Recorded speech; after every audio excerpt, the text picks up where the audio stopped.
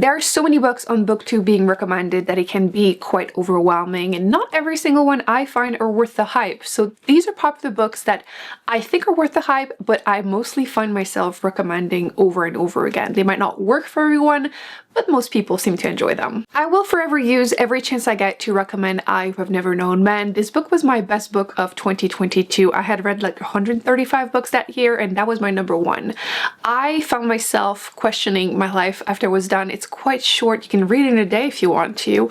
And if you enjoy staring at your wall once you're done with the book and needing to talk about it with someone else, this is the one for you. So you're following 40 women who are underground in this cell, and they don't know why and what's going on. You follow the story through the eyes of the youngest one, who doesn't even remember a life prior to this, when one day there's an alarm, the door is left open, and they escape, and then they start their quest to find answers.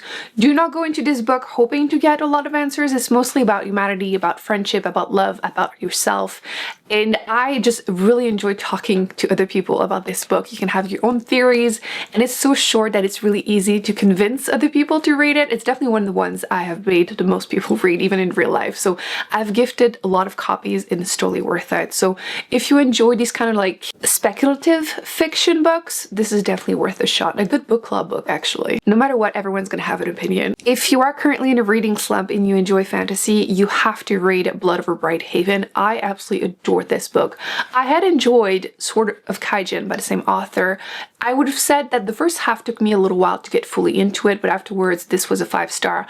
But this one sucks you in chapter 1. I have never been this emotionally invested actually in a story right away. You're following these people, the last of the people trying to make a run for it for safety into the city, when they are killed one by one, and you just don't know where the story is going to go. And then you go and start following the main female character who has been trying to study to make it into academy, which frankly is kind of dark academia vibes a little bit. The first woman to make it in, and she's doing research in that world. What's interesting is that magic and science are linked, and you start finding the answers as she does her research, and it was just fascinating. Could not put it down. I have been recommended this book non-stop, whether you enjoy fantasy or not. If you want to dip your toe into the genre, it's a standalone. So it's just one book, not a lot of commitment, and like I said, it starts right away. It's not overwhelming to get into, and this was my best book of 2023. So once again, a fantastic book that I'm always recommending. I decided last minute to include Yesteryear because although it will not please everyone, it will not be everyone's cup of tea, I really enjoyed that it leaves no one indifferent, which makes it super entertaining.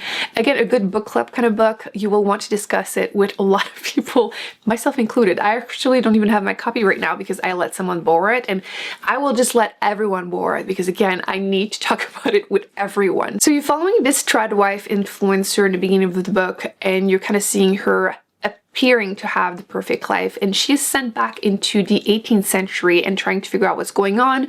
And you're also following a timeline when she was younger, went to university, met her husband, and kind of the trajectory of her life and how she became the woman that she is. The main character is not especially likable. She's not meant to be. Overall, the book is a satire, and there are a lot of comments about left-wing and right-wing's policies and the way people act. She's obviously a very competitive woman, but what I enjoyed is that she's not portrayed as a victim. I feel like there's this idea of like tradwife being innocent. They just want to, you know, be happy at home, their husband, their kids, and they may be portrayed sometimes as stupid. So this woman is definitely very smart. She knows what she's doing. She has goals, and she's willing to do everything that she can to achieve them. So I think overall it's just a fantastic book to discuss with people. So it's been really popular. I'm sure it's going to make it to a lot of people's best book of the year, and also a few people worst books of the year, but controversial books can be really fun too. So I do recommend this one too. I've been recommending it a lot. Actually, speaking of back in time, let me squeeze in James, which is a retelling of Huckleberry Finn, which I haven't read the classic, but I still really enjoyed this one. This one is written from the point of view of James, so the enslaved man, and I enjoyed the way the character was portrayed depending on the way they would act depending on the characters he was interacting with. But I was surprised by the writing. I got really sucked into the story. It's about 200 something pages, but I could not put it down, and the sense of humor of the author was really great. I need to read more by him, but yes, shout out to James. Definitely a good book if you want something a bit more literary fiction. Let me give the biggest shout out to the Neapolitan series. If you remove fantasy sci-fi series, this is my #1 series of all time. I will be rereading it multiple times. in my lifetime because I adore it, and I feel like you're going to grow with the characters because you're following them throughout their whole lives. The book starts with one of them disappearing, they're in their 60s, and then the other one decides to write their life story, and they start as children until again the end in their 60s. So you see them go through everything, and it's a very complicated relationship between these two women, and if anything it just feels so realistic. The author is so good at describing again the complex relationship between women, womanhood, motherhood. The characters just feel so real, which there are rumors that it might be inspired by some real people. So the two girls meet in this small neighborhood in Italy. They see the lives of their mother and they want more, so they try to get an education. You see them trying to make different choices, hoping that they will get out of, you know, domestic violence or also just poverty. What I loved is that as they grow older, the world gets bigger. You get more into politics and there's just a bit more history in there. And I just got myself so emotionally invested in not just the two main female characters, but the whole neighborhood. I cared so much about everyone, and a lot of decisions drove me crazy, but that just felt even more realistic. So if you want to get sucked into the best series you'll ever read, you need to pick up the Neapolitan series. The first book is My Brilliant Friend, and like I said, I will need to read this over and over again because the author, whoever she is, did a fantastic job creating these characters that are just too real. The Wedding People has been getting a lot of hype, and I think it's worth checking out. The premise is intriguing. You follow this woman and she wants to end it all, and she decides to go to this hotel that she always thought was beautiful. She wanted to go to, but it was expensive. And when she gets there, there's been a mistake. She wasn't supposed to get a room because there's a wedding happening, and the bride might have found out what's going to happen with her, so she obviously doesn't want that to ruin her week. So things become a little bit funny. I think the author did a fantastic job balancing, obviously, the serious topic. You get the backstory eventually of why she is, where she wants to end it all. And also there's fun banter. I laughed a couple times, and again, you get emotionally invested in the characters. And I think this one is definitely another one that would probably be a good book club book, actually. I'm realizing that the books that I tend to recommend a lot, I feel like they just open the door to so many discussions, and that's why I really enjoy them. So this one I think is worth the hype. The Will of the Many is the first book in a fantasy series that has been getting more and more hype, and I think it deserves it. Book one really sucked me, and you're following a character who is in hiding. He was a prince to a nation that was conquered by the hierarchy. And I've been joking around that it's basically a pyramid scheme because of the magic system. Basically, the people at the bottom give their will to the ones at the top, and then it keeps going 8 levels. So pyramid scheme. And the main character is trying to stay out of it, and he's trying to hide away when this man takes him under his wing and wants him to be a spy and be sent to this school where he will try to find out what happened to his brother. So not only is he hiding the fact that he's a prince that lost his whole family, but now he's also a spy in the school trying to survive, which frankly, I don't even know how he did survive. I really enjoyed the characters, the friendships that are developed.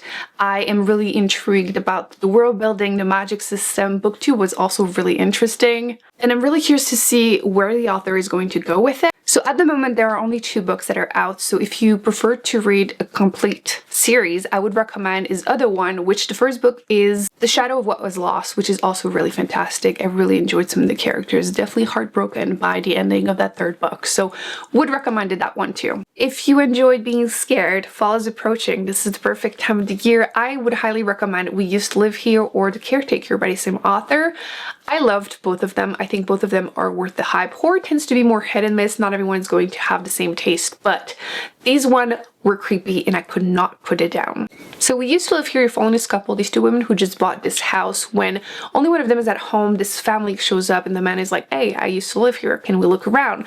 She's a people pleaser, she says yes, mistake number 1, and things start being weirder and weirder until you don't know what's going on. I did let some people borrow this, and one of my friends could not even finish it because she was too scared, so keep that in mind. Definitely a few scenes in the basement or the attic which were really creepy.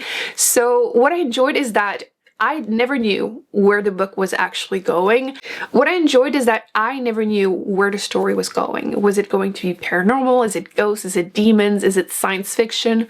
You will have to read to figure it out. Actually, I would mention that you don't get all of the answers in these books, so keep that in mind if that's something that you don't enjoy, but I know some people have like Reddit threads discussing all of it, so you can get some answers and some more theories there. With The Caretaker, you're following this woman who is the guardian of her sister, and they are really struggling. They have no money and she can't find a job. So she sees this ad on Craigslist and she gets to the place, a very remote place, to take care of the house and this man, and she receives a cassette. She watches it to know all of the rules and she decides to accept because, again, they're offering a lot of money, a suspiciously high amount of money. And in theory, the rules seem pretty simple, but things once again get weirder and weirder. One of the parts that really stuck with me is that she was told that if you end up not following the rules, you break one, then you have to start opening up these envelopes. And every time I was getting more and more terrified. Obviously, you have to suspend your disbelief a little bit because she's not in a good place. So obviously following rules that should be simple was apparently very difficult. And I found myself absolutely going nuts while reading it. I could not put it down. I read it in 2 days simply because I had to work. Otherwise, I would have finished it in a day. So if you want to be terrified, I highly recommend both of these. I think Katabasis is worth the hype, which might be a little controversial. I feel like R.F. Kuang in general has become so popular that more and more people are discovering her books, and their genre might not be fantasy, dark academia, and it might be at play for the critiques you've been hearing. I was so annoyed by some of the things I've heard. I literally rented in 2 different vlogs if you want to hear more about it, but I think a lot of people went into it with the wrong expectations. Yes, there's a bit more romance than our usual books, but it's not a romantasy. Maybe it's as much of a romantasy as she will write, but it's still a fantasy, dark academia, kind of horror, but also kind of adventure. You do not need to read Dante or any other books before you get to enjoy this one. You don't need a PhD either, but you follow a main character who is meant to be unlikable. She has one goal in life, and it is to get her PhD.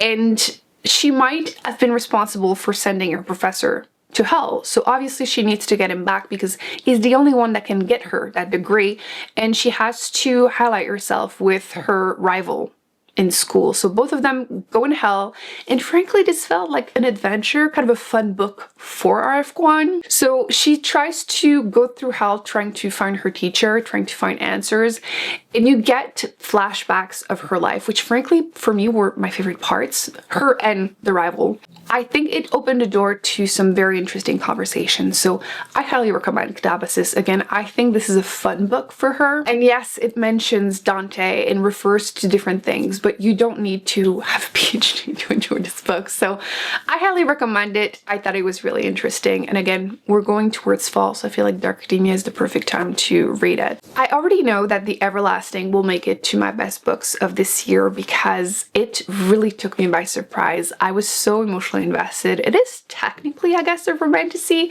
but it's so much more. The main character is a professor who has spent his whole life researching Una Everlasting, a woman he's basically in love with, who has these legends written about her. When he gets the chance to go back in time and he gets to meet her and write the last portions of her life, so the last steps when she will be saving the queens and she will become, you know, the myth that she is, and he knows the whole time how the story is going to end. But then things get a lot more complicated than that, and I don't want to tell you anything else. If you're unsure about the story, give yourself at least 100 pages to be sure, because things become a lot more than that. I really was not expecting it. Do not look ahead. I could not put it down when I got to that point. I just kept staring at the wall, being shocked where the story was going, what the author was doing to me. The book is only 300 pages, but by the end, I felt a wreck. Like I had spent 1,000 years following these characters, and I enjoyed every second of it. So I feel like this book is a recent release and it will get more and more popular. I've been really enjoying murder mystery books in fantasy worlds, and The Tainted Cup is the first book of a series that currently will have 3 books, but a lot more hopefully will be coming out. You follow main character Din, who is the assistant to Anna, which is like the best character ever. I've been calling her like a magical Sherlock Holmes. She is basically hired to solve difficult murder mystery, kind of magical ones that you don't know what's going on. And they are sent to different places in the kingdom to find these difficult answers. And the main character has a magical power that is linked to scent. So you will smell a scent and associate it to every event that will be happening. So questioning people, looking around at the scene of the crime. And he will be bringing back all this info to Anna, who's probably doing her own thing in her room wearing a blindfold. She's weird, but in a really good way. And somehow Anna will figure it out. What I love the most is that I feel like each book gets better and better. I just finished book 3 and it was the best one. It was like an easy 5-star, could not put it down. I cannot wait for everyone to read it so I can rave about it more. And hopefully more and more books will be coming out in this series because I am not done with it. I feel like with each story you get more about the characters, the world building, the magic system, but I still have so many questions, so hopefully we get 10 more books. So this was my top 10-ish popular books on Booktube that I think are totally worth the hype. If you have read any of these, I would love to hear your thoughts in the comment section, and if there are other books that you think are really popular for a good reason, let us know. I recently did a video to celebrate my 10 years on Booktube and made myself read books that had been unread on my shelves for those 10 years, so if you want to see me struggle a little bit, definitely check that out. I also recently did a Summerween video if you want to try to find some good mystery thrillers for the fall. Definitely check that out, and I'll see you there. Bye.